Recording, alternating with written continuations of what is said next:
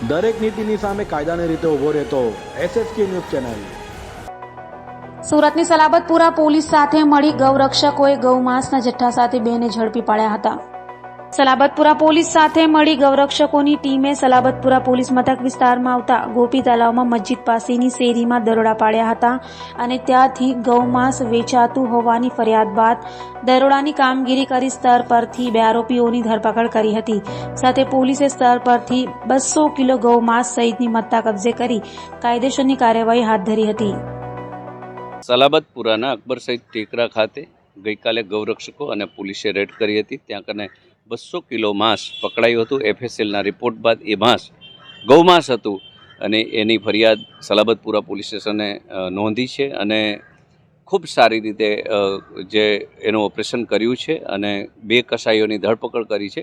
પણ હું મુસ્લિમ સમાજના આગેવાનોને કહેવા માંગુ છું કે ગુજરાતની અંદર ગાયો હત્યા પર પ્રતિબંધ છે।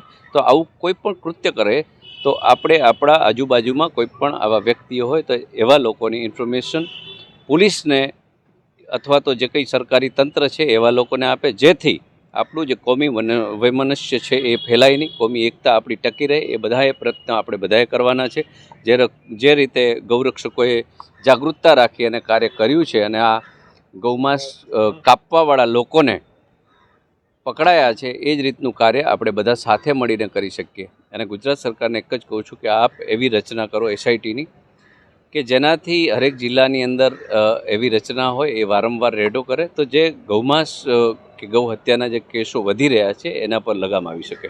કાયદો કડક છે, પરંતુ કાયદાની અમલવારી કરવાવાળી જે સિસ્ટમ છે એ સિસ્ટમ ક્યાંક ને ક્યાંક નર્વસ હોય છે। એટલે ગૌરક્ષકો આ બાબતે જાગૃતતા ફેલાવે છે અને જેના કારણે આ રીતની રેડો થાય છે। પણ SIT રચવામાં આવે કે માત્ર આખા ગુજરાતની અંદર જ્યાં પણ રેડ કરવાની હોય, હરેક જિલ્લામાં જો SIT હોય પોલીસ સાથેની, તો એ લોકો જો રેડ કરે તો આવી જે ઘટનાઓ છે એ રોકાઈ શકે। પણ અમુક જે બદમાશો હોય છે એ આવું કૃત્ય કરતા જ હોય છે।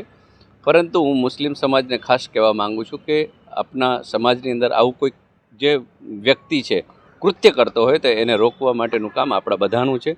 તો આપ એમને સમજાવો અને સરકારી તંત્રને પણ સહકાર આપી અને આવું કોઈ કૃત્ય કરતા હોય એને જેલમાં પૂરવા માટેની મજબૂર કરો। દરેક નીતિની સામે કાયદાની રીતે ઊભો રહેતો SSK ન્યૂઝ ચેનલ।